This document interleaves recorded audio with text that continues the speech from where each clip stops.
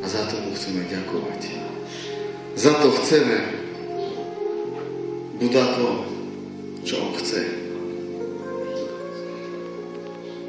Preto potrebujeme, tak ako Milan povedal, Duch Svätý mu povedal, staň. To hovorí aj dnes tebe. Staň.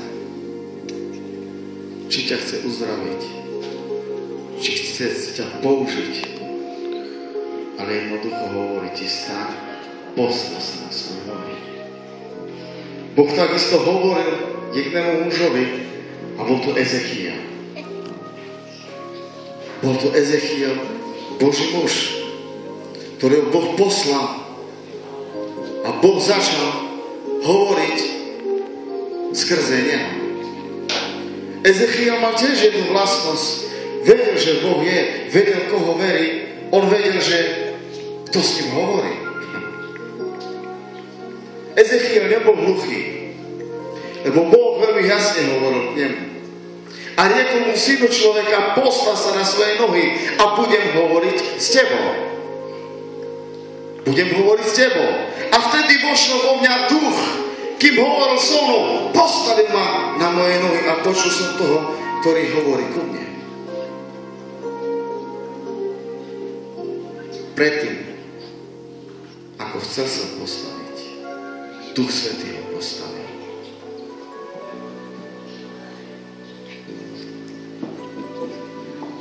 Sláva ti, Duchu Svätý, za tvoju milosť. Aj dneska prosím, aby si nás postavil tam, kde ty chceš. Lebo všetko, čo máme, všetko, čo je, nie je to z nás, ale je to z tvojej milosti, z tvojej lásky. A ťa prosím o to. Hoj, amen, te citňu vás dela, toto je pána som rád nepriam. Aby nebola nadoba, ktorá robí to, čo ona chce, ale nadoba, ktorá je plná Ducha Svätého moci a ktorá slúži živému Bohu. Buďme nástroj v Božích rukách a nech milosť Pánova nech siaha hlboko do našich životov, aby sme mohli robiť to, čo chce On. Prosím ťa, Pane, aj dnes, aby si hovoril k nám cez tvoju milosť, aby sme mohli prijať, aby sme sa mohli rozhodovať v novote, v tom, čo ty chceš povedať. Mene Ježiša Krista. Amen. Sláva Bohu. A čo mám dodať, Páni, prosím, v toto?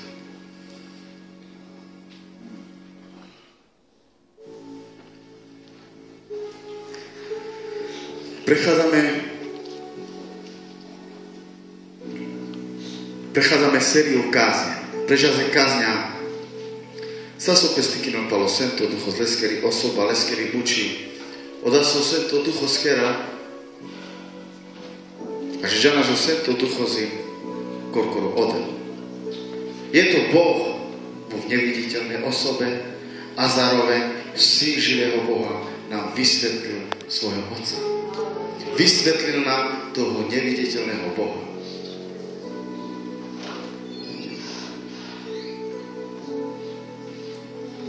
Prechádzali sme viac zo série kázne Vakerás, paleského spôsobenia, paleského zoa. A naposledy sú Vakerás palo naplnené a same účinky hyle Sente Duchos. A dieke kresťanského živiteľa. Menšia rekapitulácia bude o tom, že Duch Svätý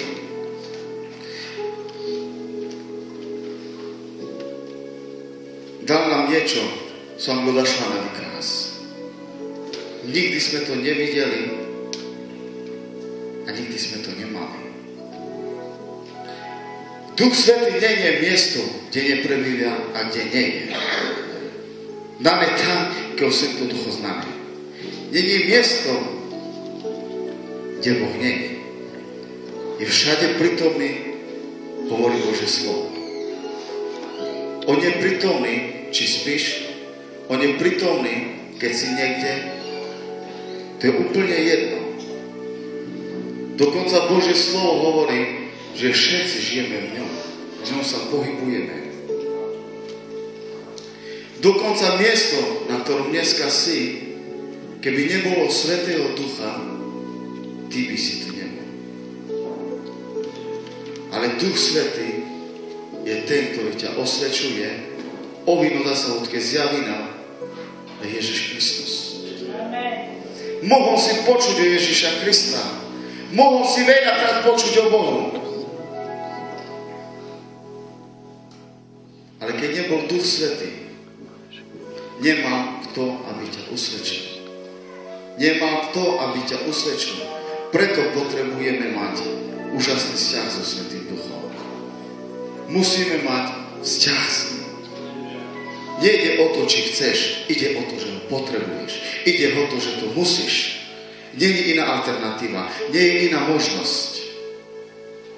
Keď chceš byť požehnaný, keď chceš byť požehnaná, nie je iná možnosť, aby si zažil skutočnosť Božiu len skrze Ducha Svätého.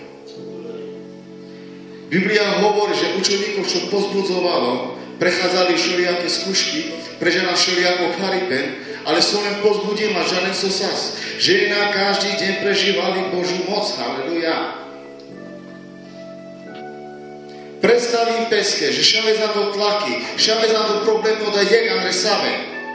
Ale hlavne še začíne zezrole Svete Duchovskeri. Lebo odl kamo to varedela de tiro živne sa role veci sú tu prenasledine. Name oda nič olesta so pasusve Biblia navakera. O tom Božie slovo hovorí. Preto nesmieš byť prekvapený, keď niečo príde.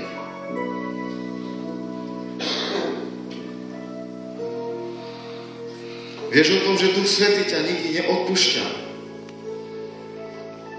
Že keď si ho dostal, on je vždy pri tebe. On bol pri tebe, aj keď si bol neveriaci. A viete, ako to vyzeralo? Ako človek, ktorý je v mori. Ako človek, ktorý je v mori. Ale nie je to more v ňom. Ale da Páni má narečať. Aha. Ale da či do Páni, haleluja, amen. Oda či do Páni, či 15 rok je penálne máme. Haleluja. A to je o tom Duchom Svetom, o ktorom hovorí v Rimanom, že sme naplnení, že Boh naplnil naše srdcia. Boh naplnil tvojho ducha. Odo naplnil amen peha. A to je najväčšie privilegium a to je najlepšia vec, čo sa nám mohlo stať. Čo nás mohlo stretnúť.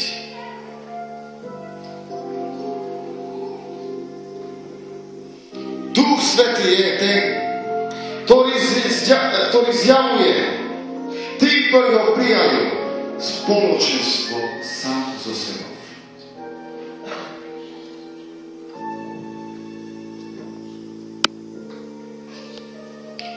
Sme hovorili minule o tom, naposledy, že vec, aké účinky má naplnenie Ducha Svätého, je vzťah, že má vzťah so Ježišom Kristom.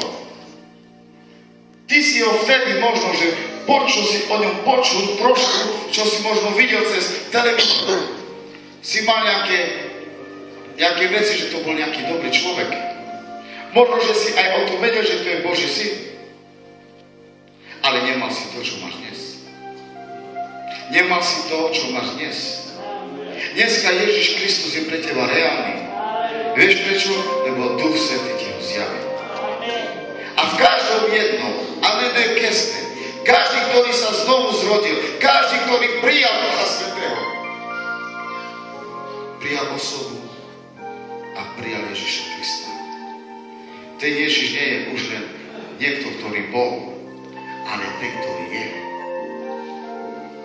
Pre niektorých Ježiš je vždy mŕtvý, je vždy pochovaný. Predstav si, taký slepý som bol, že koľkokrát som videl film Ježiš. Ale nikdy som nevidel to, aj keď som videl so svojimi očami, ale taký slepý som bol, že nestal z mŕtvych. Čo mu urobili? Čo mu urobili? možná teraz. A vôbec som nevidel to, že stál a že na nás prišli učeníkom a povedal, pokoj vám, choďte a kážte. Okolo nabíri na ten dikel. Lebo na nás Janka podáva ten dikel. Šaj štúda môže niečo matať, ale nemôže vidieť. Ale vy, ktorí ste počuli, keď on bola v Ledevleskerov a nezatvrdili ste svoje srdca, ale Duch Svätý prišiel, aby ťa usvedčil a dotkol sa ťa, si povedal, áno, Pane, si to ty. A naraz Ježiš Kristus nie je niekto, ktorý bol, ale je niekto, ktorý je. Ako včera, dnes i na veky. Povedz prosím ťa, ako včera, dnes, na veky. A ja pôjdem s ním. Amen, mene Krista. Takže, čo sa vlastne stáva? Vzťah Ježišovi Kristovi dneska je pre teba realita. Dneska je to pre teba reálne. Bol aj Boh vtedy reálny pre teba. Áno, Boh. Lenže nebolo to, čo je dnes. Dneska ho hľadaš. Dneska ho zažívaš. Dneska hľadaš to, čo chce on. Dneska vieš, prečo žiješ. Už vieš, že nežiješ len pre svoju ženu, pre svoje deti, pre svoj dom, pre svoje auto, alebo čo ja viem. Ale ty vieš, že toto všetko, čo je tvoje, ti slúži. Ale tvoja hlavná služba je, aby si bol s Duchom Svätým. Aby si bol so živým Bohom. Aby on ti dal vedenie. To, čo Ježiš povedal. Príjmite moc Ducha Svätého a je dobré, aby som ja odišiel, lebo ja keď neodídem, tešiteľ nepríde. Kto dneska vedie týchto ľudí? Duch Svätý. Kto dneska hovorí cez týchto ľudí? Duch Svätý. Kto koná dneska? Kto spôsobí? Zase Duch Svätý. Dneska to môžeš vidieť, dneska to môžeš počuť. Dneska vieš o tom, že v Kristu Ježišovi máš autoritu. Dneska o tom vieš. Vedel si to aj predtým. Vedel si o tom, ako sa máš postaviť proti veciam, ktoré idú proti tebe. Vedel si sa postaviť proti útokom. Ale dnes máš milosť, aby si všetko mohol robiť v moci Svätého Ducha. Sám všelký raz a do Duchu Ledevleskerov. Halleluja.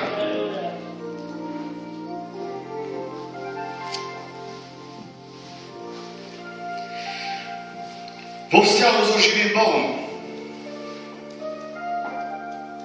tiež jedna časť. Rimánom 5.5. Každý jeden človek, ktorý bol usvedčený s Duchom Svätým, prijal Krista, prijal novú identitu. Starého človeka s oblekol si nového. Dneska máš nádej. Nádej, ktorá nezahambuje, ale je vyliatá láska skrze Ducha Svätého do našho srdca. Dneska máš uistenie. Vieš, čo je uistenie? Pýtaj sa, prosím ťa, dneska od človeka, či má istotu, či je spasený. Vieš, čo ti povie? Odropec rozhodnila. Odropec narozhodnila, lebo tu pec už 400 rozhodinová gana. A ty si ten, ktorý si sa rozhodol. Takže keď ďabol príde a povie ti, tu nás sa spasíme. Tu mene Svätého som spasíme. On ťa chce oklamať. Ale v moci Ducha Svätého, čo dneska vieš, že čo máš s Bohom, že máš s Bohom úžasný vzťah, to ti nikto nemôže zobrať. Počul si pravdu. Prijal si pravdu. Prijal si to, že si nový v Kristu Ježišovi. Skrze Ducha Svätého, ktorý spôsobí